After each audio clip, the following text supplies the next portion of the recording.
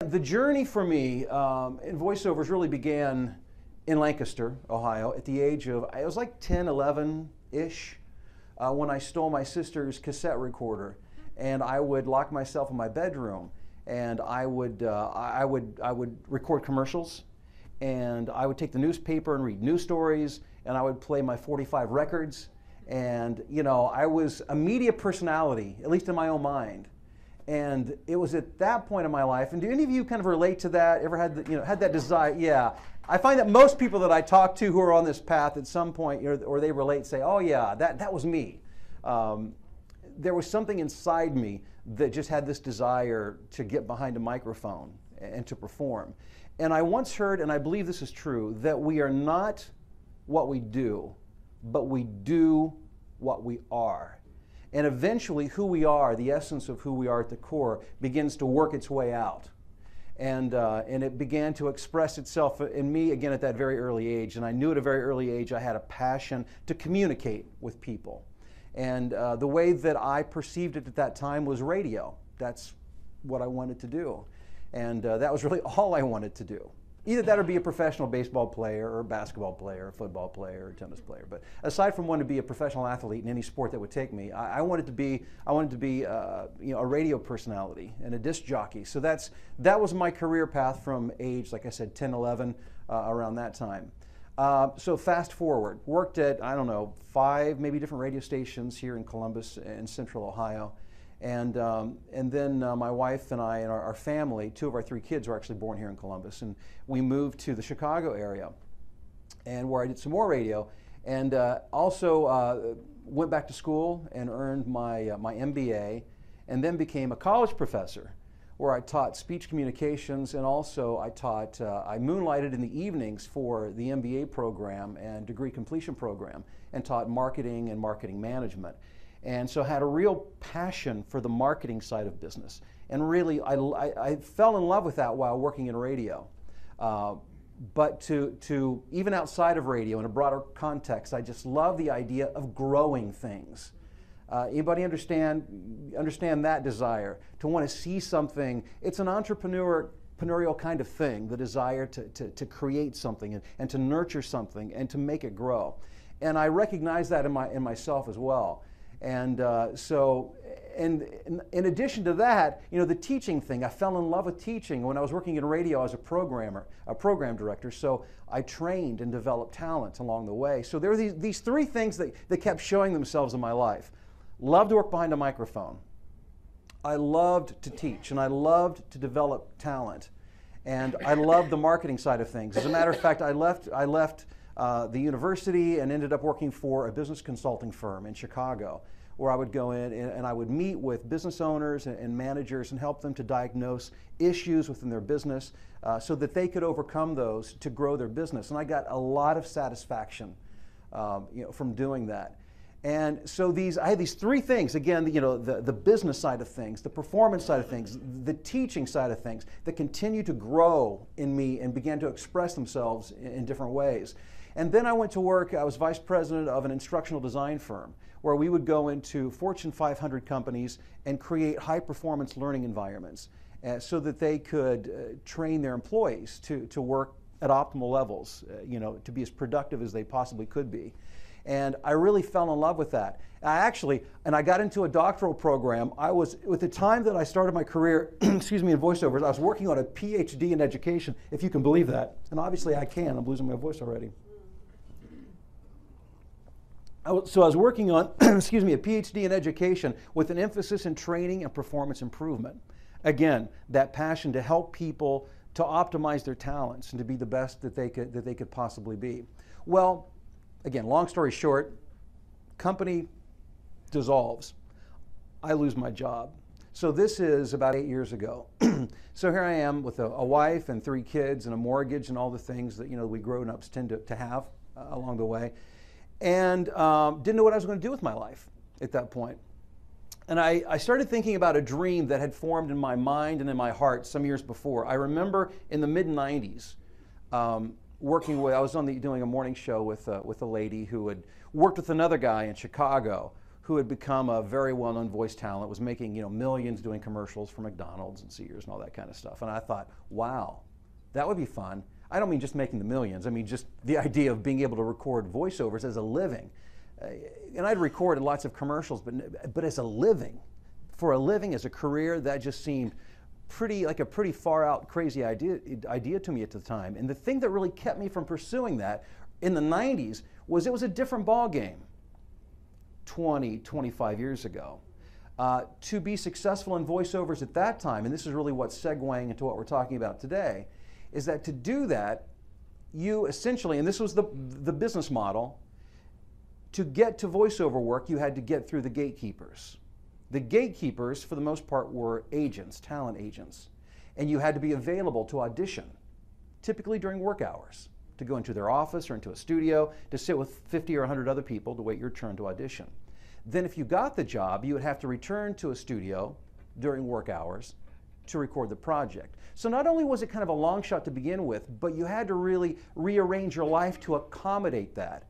So, one of those kind of, like the starving artist kind of things. You wait tables at night so you're available during the day to pursue the dream. And I was in a situation where I wasn't willing to give up my career at that time, so I just kind of put that dream on hold.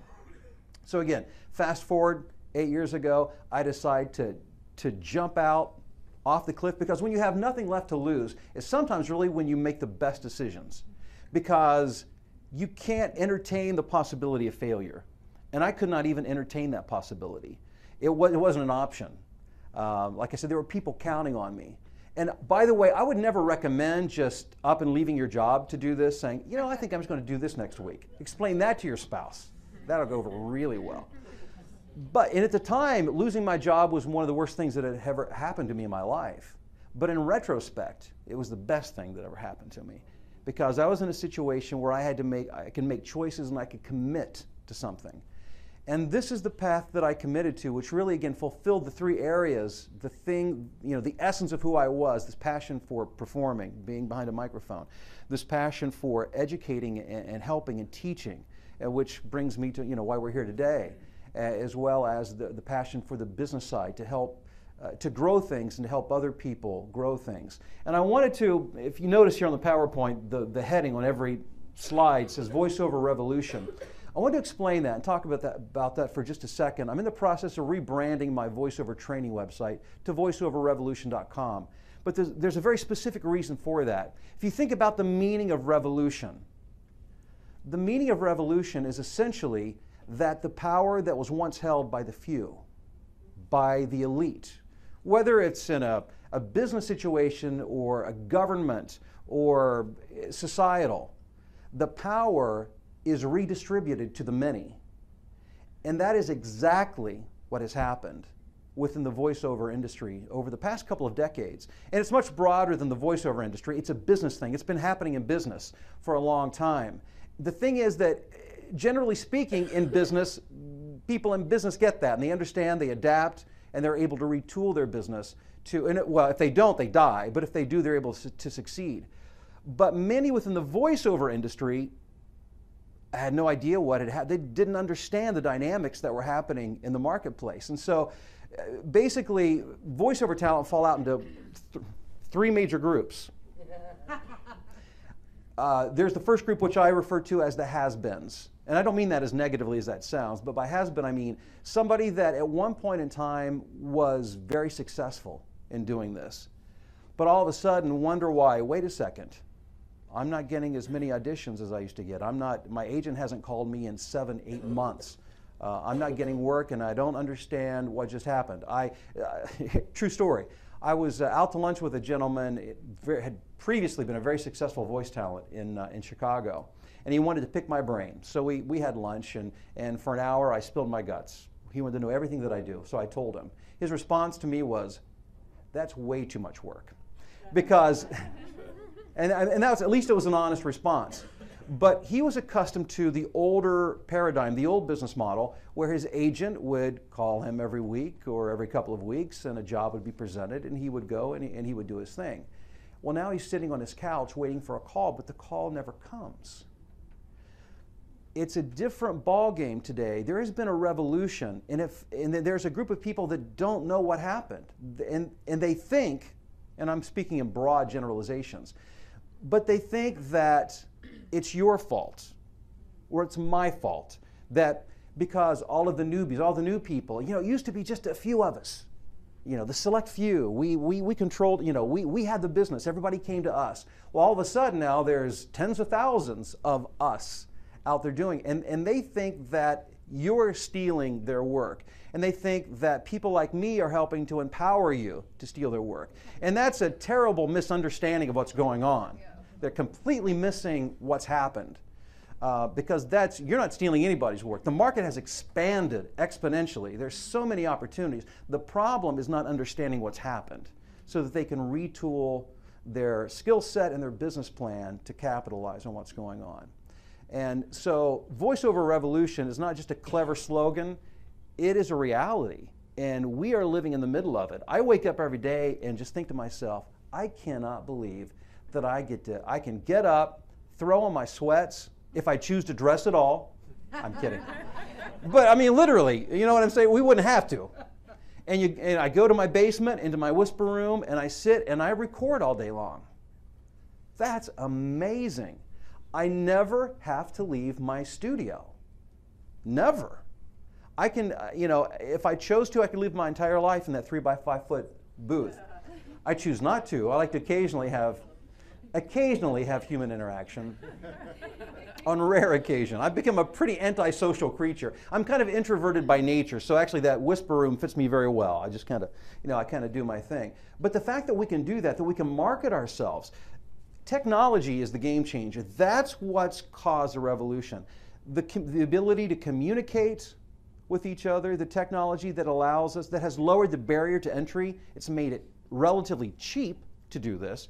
I remember back in the day hearing voiceover talent say, you know, I've got $50,000 into my studio, and if you want a good studio, you better plan to spend tens of thousands.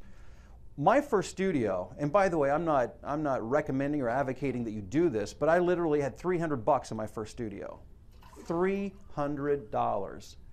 And with that little studio, in the closet of my bedroom, I was able to build a six-figure income within 12 months of launching out and doing this. Now, your results may vary. I'm not, please understand what I'm saying. I'm not guaranteeing anybody, you may do it faster, and it may take you much longer. There's a lot of variables that go into that, but the point is, I figured out what I was doing, and I wasn't shooting in the dark, and I had a plan. And the exciting thing has been, I was able, and by the way, I mean, I spent every waking hour working. You know, this was not like, I was not out tanning during the day, and, you know, I mean, I was working. And my wife always reminds me, people say, well, you know, did you work all the time? And I'd say, no, not really. And she'd say, oh, yeah, you were, pretty much. You know, we'd be sitting watching TV, but I'd be on my computer, you know, prospecting for clients and sending out emails. And so understand, you know, this is, I'm not saying this is like falling off a log by any stretch of the imagination. You know, it's a lot of work. But the game has changed. The business model has changed. You now have the power. And so today I want to equip you with the information, the tools, the knowledge, so that you have a strong sense of direction of where you're going and a strategy to implement, so that which will give you the best possible opportunity to achieve your dream, whatever that might be. And with a business plan, it's not just about getting to a figure, whatever that figure is, whether your goal is to make 30,000, 50,000, 100,000, or multiple hundreds of thousands. And my income has grown substantially every year since I started, because what I'm doing is not just something I made up. This is based on principles. It's based on tried and true strategies and techniques that have been used by many people. I didn't invent this stuff. It's been used by many people for many years. It's just that most people in the creative community tend to think more about creative stuff. Yeah, and that's okay. But you know, I talked about the first group of the has-beens. The second group, I haven't got to them yet, and they're the wannabes. And the wannabes, and by the way, that sounds worse than I mean it. Wannabe means understand what you want. You know where you want to go, but you also understand that you don't have all the tools yet, maybe all the skills, all the information. And so you know you don't know, and that's good, because when you know you don't know, you seek. You're looking for, and that's why you're here. You're looking for those answers. But you really fall into the third group, and that's the doers, the people who take decisive action and say, okay, I may not have it figured out yet, but I've got a dream, and I'm going to get a plan, and I will develop the skills. And so you take action on that. And so I congratulate you on doing that and being here today. And by the way, I do apologize to those of you who sit in the spit zone. Let me fuel up here.